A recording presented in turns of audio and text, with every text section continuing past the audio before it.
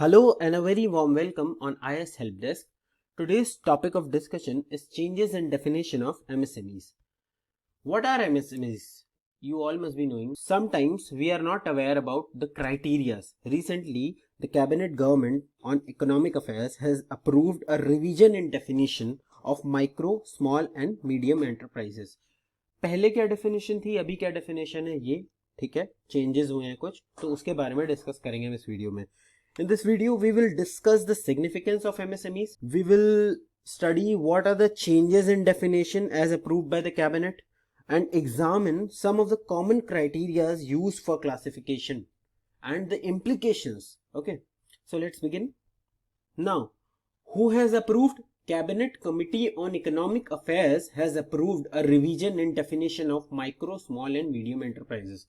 This has to be remembered. ये PT में पूछ सकते हैं. This could be a question in Prime Minister Narendra Modi led NDA government, which stormed back into power for a second term at centre, has recently released the composition of 8 key cabinet committees, including the new ones on investment and other on employment and skill development. Cabinet Committee on Accommodation is headed by the Union Home Minister and Cabinet Committee on Parliamentary Affairs is headed by Union Defence Minister. All other committees are headed by Prime Minister. This committee is set up to review economic trends, problems and prospects for evolving a consistent and integrated economic policy. This committee coordinates all activities requiring policy decisions at the highest level. It deals with fixation of prices of agricultural produce and prices of essential commodities.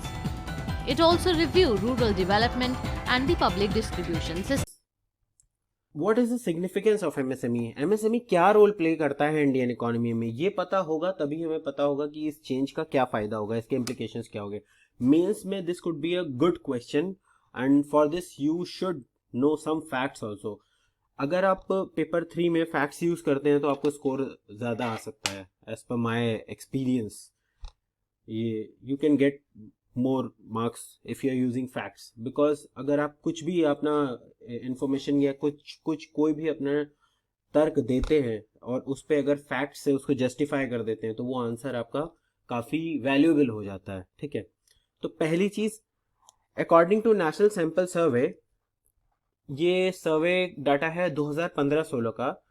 There were around 6.34 crore MSMEs in country. MSMEs stand for M. First M is for micro enterprises. Second S is for small enterprises. And E is for medium enterprises. So of this 6.34 crores, 6.3 crores enterprises accounted for more than 99% of total estimated number of MSMEs. Okay. तो small और medium का क्या share है? The small shared 0.52% and the medium shared only 0.01% of total MSMEs in India. Okay, अब दूसरा significance इसका बहुत ही important. MSME sector employed nearly 11.1 crore people. I have mentioned this in slide. 11.1 crore people in 2015-16. So क्या कह सकते हैं कि ये बहुत बड़ा सेक्शन है जो एम्प्लॉयमेंट प्रोवाइड करता है. और एक और fact, it employees maximum number of women's. और इसका रीजन कैसे, ये कि मैक्सिमम नंबर ऑफ विमेंस, बहुत ज़्यादा माइग्रेशन होता है कंट्री साइड से, स्मॉल विलेजेस एंड ऑल से छोटे शहरों में होता है, और छोटी यूनिट्स में बहुत ज़्यादा मैन्युफैक्चरिंग यूनिट स्ट्रॉन्ग करता है ये. तो maximum number of women workers.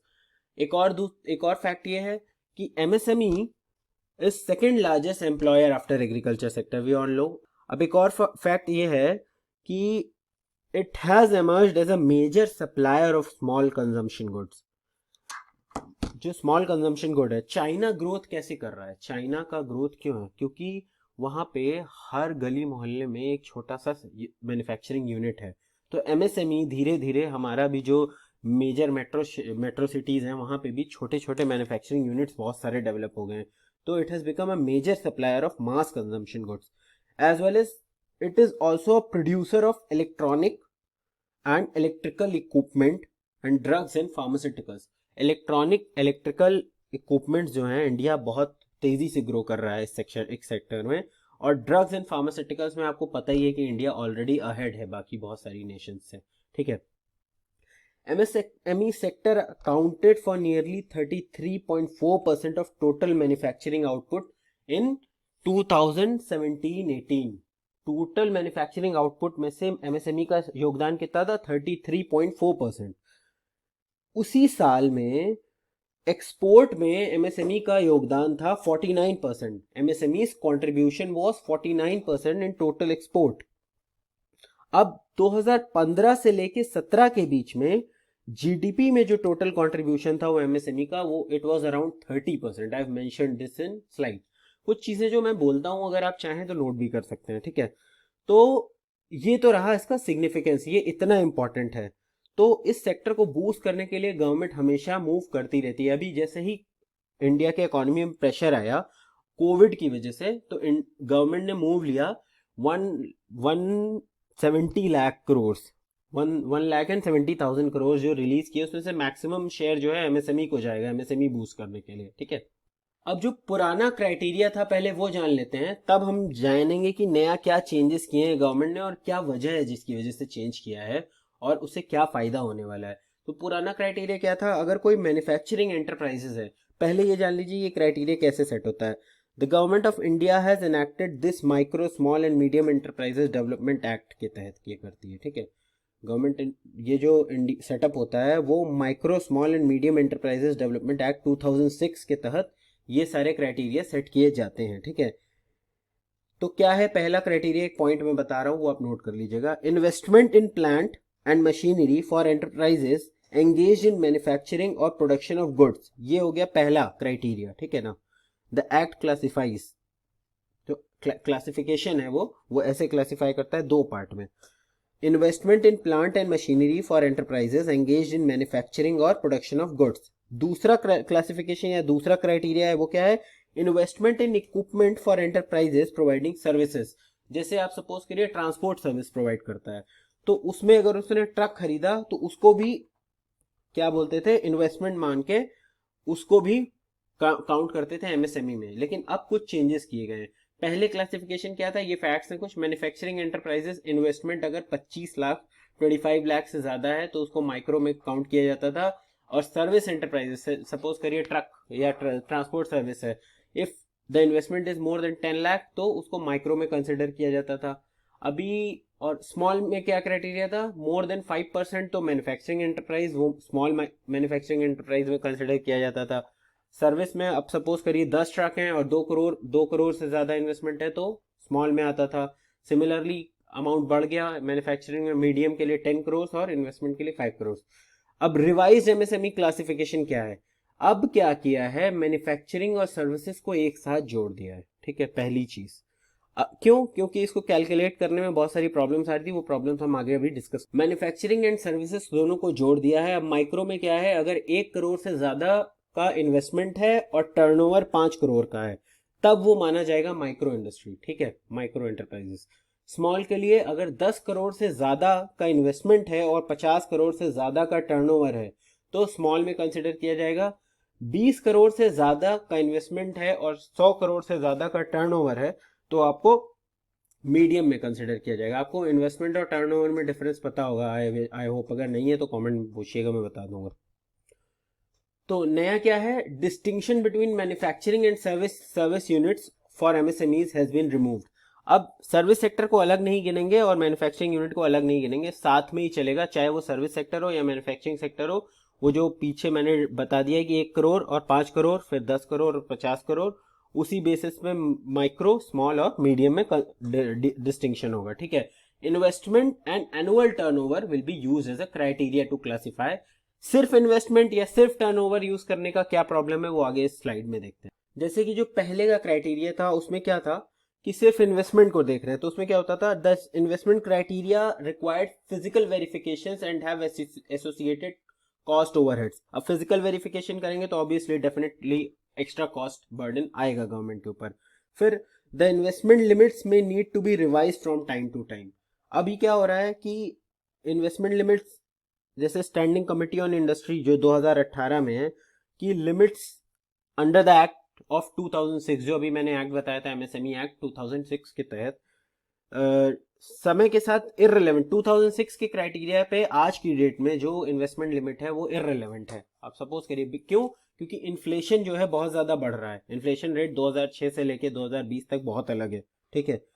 अब due to their informal and small scale of operations, firm often do not maintain proper books. ये सबको पता है। अब क्या है, हर गली मोहल्ले में एक छोटा सा मैन्युफैक्चरिंग यूनिट है। Even in fact in Delhi, Mumbai and all, Dharavi में भी हमने देखा है बहुत सारे छोटे छोटे यूनिट है। तो उनका बुक मेंटेन करना इतना इजी नहीं है, तो इन्वेस्टमेंट पता ही नहीं चलेगा कितना हो रहा है और कितना नहीं हो रहा है। तो वहां पे अकाउंटिंग करना बहुत टफ था, ठीक है। फिर investment based classification incentivise promoters to keep the investment size restricted.